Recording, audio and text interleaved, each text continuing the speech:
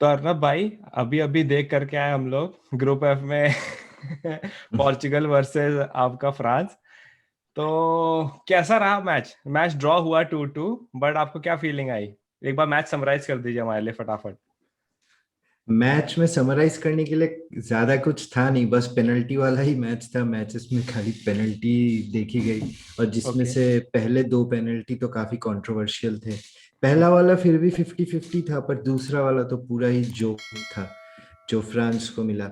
एक एक ओके। करके बात करते हैं। जो पहला गोल पड़ा, जो पोर्टुगल को पेनल्टी मिला, उसमें डेंजरस प्ले था। मुझे नहीं लगता कि वो फाउल के वजह से मिला है, शायद वो डेंजरस प्ले के वजह से पेनल्टी दिया गया या है। रेकलेस प्ले, और डेंजरस प्ले, यस। हाँ, और उनको येलो कार्ड भी मिला, और हमने ये देखा कि भी जिन डानिलो फिर सेकेंड हाफ में और आए भी नहीं। शायद उनकी इंजरी थोड़ी सीरियस हो सकती है, क्योंकि उस टाइम लगा था कि सीधा नॉकआउट हो चुके हैं वो।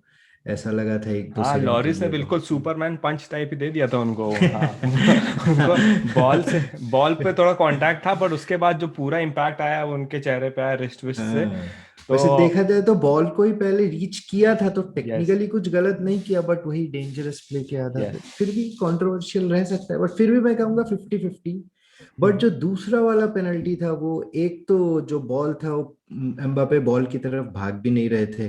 वो ऐसा लग रहा था कि पेनल्टी लेने ही जा रहे थे। बॉल इस तरफ थी, वो इस तरफ भाग रहे हैं, या और जाके हल्का सा टच किए सेमेडो से, और बस खत्म। और वो पेनल्टी कांटेक्ट स्पोर्ट में इस तरह का पेनल्टी बहुत ही सॉफ्ट डिसीजन था, और मैं बिल्कुल ही अगेंस्ट था उस पेनल्टी वही के। Exactly exactly. तो ये 45th मिनट के आसपास था, बिल्कुल हाफ खत्म हो रहा था। पोर्चुगल बहुत अच्छा डोमिनेट कर रहे थे, 1-0 लीड कर रहे थे। प्रोबा ने एक खतरनाक थ्रू बॉल दी, उसको रीच करने की कोशिश कर रहे थे, बट हल्का सा शोल्डर और हल्का सा नज था उसमें, मतलब कि वो तो बिल्कुल भी पेनल्टी देना ही नहीं चाहिए था किसी भी हिसाब से। बट चलिए, आर्गुमेंट के लिए कर लेते हैं, ठीक है, उन्होंने दे दिया और उन्होंने स्कोर कर दिया। तो फिर फ्रांस गया बहुत और ना हाई, ये उन्होंने हाफ एंड किया और फिर उन्होंने शुरुआत किया फिर से। पोगबा पोगबा ने फिर से एक थ्रू बॉल दी, फिर से बहुत थ्रू अच्छा। बॉल। बेंजीमा ने गैदर किया और लेफ्ट कॉर्नर में मार दिया, बिल्कुल बॉल पोल से लड़के अंदर चली गई। बहुत अच्छा गोल था वो तो भाई। उसके बाद से हम्म। फ्रांस ने काफी डोमिनेट किया। उसके बाद फ्रांस थोड़ा सा गेम में वापस आ गई, बट फिर से वही जो उसके बाद फिर एक पेनल्टी हो गया, जो कि क्लियर कट पेनल्टी था। वो आजकल के जमाने में एज ए डिफेंडर आप अपना हाथ ऐसे बॉडी से दूर, वो भी डी बॉक्स के अंदर नहीं रख सकते। एग्जैक्टली। पहले होता तो आज से 10-12 साल पहले तो बच जाते। आज के एग्जैक्टली। जमाने में पॉसिबल नहीं है, और श्योर शॉट पेनल्टी था, और अपने बड़े भैया ने वापस या एकदम कामली पेनल्टी लिया। और बाय द वे अब उनके यूरो में 5 गोल हो चुके हैं। यूरो में गोल्डन बुट 5 गोल हो चुके कंटेंडर। हैं भाई, और उन्होंने ये वर्ल्ड रिकॉर्ड को इक्वल कर दिया है गोल्स के, इंटरनेशनल गोल्स में। अली हाँ, डाई का, ईरानियन आपके फॉरवर्ड का गोल इंटरनेशनल टैली था सब 109। अब उन्होंने, क्रिस्टियानो रोनाल्डो ने इक्वल इक्वल कर कर दिया। दिया है। अब इस यूरो में वो आगे भी निकल जाएंगे उनको बड़े आराम से। तो ये रिकॉर्ड सेटिंग मैच हुआ। बट उसके बाद पोर्चुगल ज्यादा गेम में मुझे दिखा नहीं, क्योंकि जर्मनी और वर्सेस हंगरी का भी मैच चल रहा था साथ साथ, तो पोर्चुगल को जीतने की जरूरत थी। ड्रॉ तो एटलीस्ट चाहिए था, बट बहुत ज्यादा मिडफील्ड में डोमिनेट होते जा रहे थे। तो उसके बारे में कुछ बताइए कि कैसे रहा, क्या हुआ, फ्रांस क्यों और गोल नहीं कर पाया? थोड़ा डिटेल दीजिए हमको। फ्रांस और गोल नहीं कर पाई, क्योंकि पोर्टुगल ने आज पिछले मैच से एक चीज बेटर किया, जो कि था डिफेंडिंग। आज पेपे ने काफी अच्छा डिफेंस किया, और रूबेन डियास ने भी काफी अच्छा डिफेंस किया। और उसके अलावा मैं फ्रांस का स्टार्टिंग से मैं देख रहा हूँ इस यूरो में, शुरुआत से भले ही वो टेबल टॉप पे खत्म की, पर फ्रांस के अटैक में वो धार दिखी नहीं। पहले मैच में जो उन्होंने जीता वो भी ओन गोल के दम पे था, और दूसरे दोनों मैचेस में ही उन्होंने कुछ खास अटैक बनाए नहीं, जिस तरह से उनसे उम्मीद है, जैसे उनका फॉरवर्ड्स है। आज भी वही एग्जैक्टली। सेम फाइनल थर्ड में उनका ज्यादा डिसाइसिवनेस दिखा नहीं। वो लोग बस मिडफील्ड तो डोमिनेट कर रहे थे, पॉगबा और कांटे, बट अगेन फिनिशिंग था नहीं। और या पोर्टुगल के साथ क्या हुआ कि एंड में उन्होंने सारे मिडफील्डर सब्स्टिट्यूट करा दिए। रेनाटो सांचेस जो कि काफी अच्छा खेल रहे थे, उनको बाहर निकाल दिया। फिर मुटिन्यो को निकाल दिया, फिर रूबेन नेवेस आ गए। उसके बाद तो गेम क्या हुआ पता ही नहीं चला। फिर ब्रूनो फर्नांडिस ने एक दो अच्छे बॉल निकाले थे, बट या फिर वही गेम एंड में क्या हुआ, 80 मिनट के बाद मुझे ऐसा लग रहा था कि दोनों ही टीम स्कोर लाइन के लिए खेल रही थी, क्योंकि वो स्कोर लाइन दोनों के लिए ही फायदेमंद था। फ्रांस भी टॉप करता, पोर्टुगल भी जाती। यस। यस। तो ये तो काफ़ी सही आपने डिटेल में हमको बताया, बट फ्रांस के अटैक की कमी को मैं फिर से हाईलाइट करना चाहूँगा कि आपने सही बोला कि उन्होंने पहला मैच भी जर्मनी से 1-0 जीते थे एक ओन गोल के थ्रू।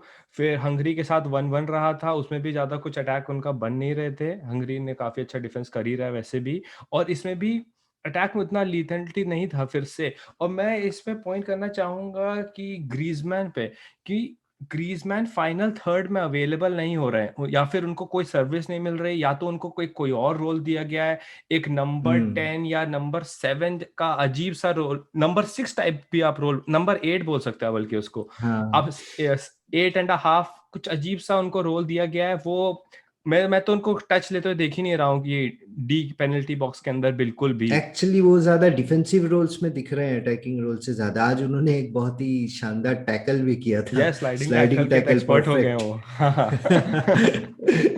तो तो शायद हो सकता है जैसा तुमने कहा कि शायद उनका रोल कुछ अलग है, क्योंकि मैं नहीं मानता कि ग्रीजमैन को अगर फॉरवर्ड में खिलाया जाए फिर वो और वो दिखे नहीं, ऐसा कभी आज तक हुआ नहीं और ऐसा हो नहीं एग्जैक्टली सकता। हाँ, उनका फॉर्म हल्का फुल्का काम है, बट बार्सिलोना में भी उन्होंने पिछले सीजन में 20 गोल मारे हैं, तो इतना अमेजिंग नहीं हम्म हो सकते। तो कुछ ना कुछ डिडियर डिशॉम्स को अपना स्ट्रैटेजी में चेंज करना पड़ेगा।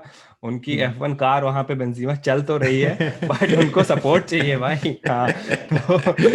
तो वो बेंजिमा ने आज 5 साल बाद गोल मारा हाँ, और शायद इंटरनेशनल अपने यूरो के फ्रांस के करियर लिए, में पहला पहला गोल मारा। हाँ, 3 यूरो और खेल आज चुके ही हैं वो। 2 मार दिए। हाँ। हाँ जी। तो ये बहुत सही रहा, क्रिस्टियानो रोनाल्डो ने अपना रिकॉर्ड इक्वल कर दिया। मिडफील्ड को चेंज मांगता था पोर्चुगल ने, और वो किया। आपने बोला था बिल्कुल, वो दो होल्डिंग मिडफील्डर्स नहीं खेल सकते हैं, वो चेंज हुआ। जाओ मोटिन्यो आए और रोनाल्डो सांचेज आए, उन्होंने थोड़ा बहुत वो ही कंट्रोल किया मिडफील्ड को। गोइंग फॉरवर्ड आप क्या देखते हैं कि क्या क्या हो रहा है सीन ये, क्योंकि जर्मनी ने भी कुछ खास अच्छा नहीं खेला, मैच मैंने फॉलो नहीं किया, बट वो इक्वली रहे। इस ग्रुप की टीम जो कि 3 धुरंधर टीमें थी, इन लोगों का आपको क्या फ्यूचर लगता है, एक एक करके बताइए फटाफट। तो पोर्टुगल का मैच तो मैं जितना देख रहा हूँ बेल्जियम के साथ है, जो काफी स्ट्रांग मैच होने वाला है। अगर पोर्टुगल ने अपने डिफेंस पे आज तो काम किया है, मिडफील्ड भी काफी उनका बेटर हो चुका है। अब उनको बस अपना यही फॉर्म कंटिन्यू रखना है और थोड़े थोड़े चेंजेस करने हैं। ब्रूनो फर्नांडिस को टीम में इम्प्लीमेंट करना है। 34 of his 3.1 overs so far. जो कि आज नहीं हुआ। तो अगर वो सब हो जाए तो पोर्टुगल शायद, मुझे लगता है, बेल्जियम को हरा सकती है, क्योंकि बेल्जियम का डिफेंस एक उनका बहुत बड़ा वीक पॉइंट है। या और फ्रांस को भी अपना, जैसे कि स्विट्जरलैंड से है तुमने भी फ्रांस कहा, का मैच, यस। हाँ, तो फ्रांस को भी अपना, उनको मैच तो आज मतलब इजी मिल गया क्योंकि वो टेबल टॉप पे खत्म की, तो ये फायदा रहता है। बट फिर भी अगर उन्होंने सही से अपना अटैक में और ज्यादा पैनापन नहीं लाया तो फिर बहुत मुश्किल हो हाँ, सकता है फ्रांस के लिए। या जर्मनी का और इंग्लैंड से मैच है। जर्मनी, ये तो भाई कुछ भी हो सकता है। दोनों टीम ही बहुत ज्यादा अनप्रेडिक्टेबल है इस बार, कुछ भी हो हाँ, सकता है। ये तो मैं वही भगवान भरोसे ही छोड़ना वही चाहूंगा। इसका हम लोग बाद में प्रिडिक्शंस का इन डेप्थ हम लोग प्रिडिक्शंस करेंगे, अगर हम लोगों को टाइम मिला तो।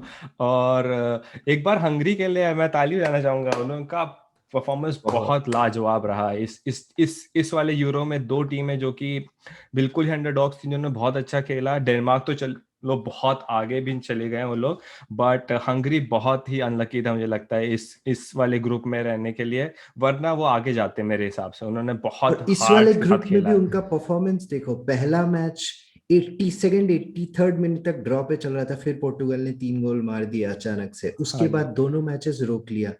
और आज भी 82nd मिनट तक जैसा माहौल था, लग रहा था कि हंगरी जाएगी और जर्मनी निकलेगी।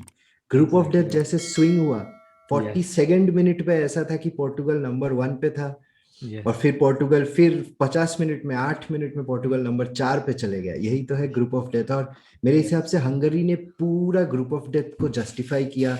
बिल्कुल भी अंडरडॉग टीम लगी नहीं इस ग्रुप में, एंड तक फाइट करती गई।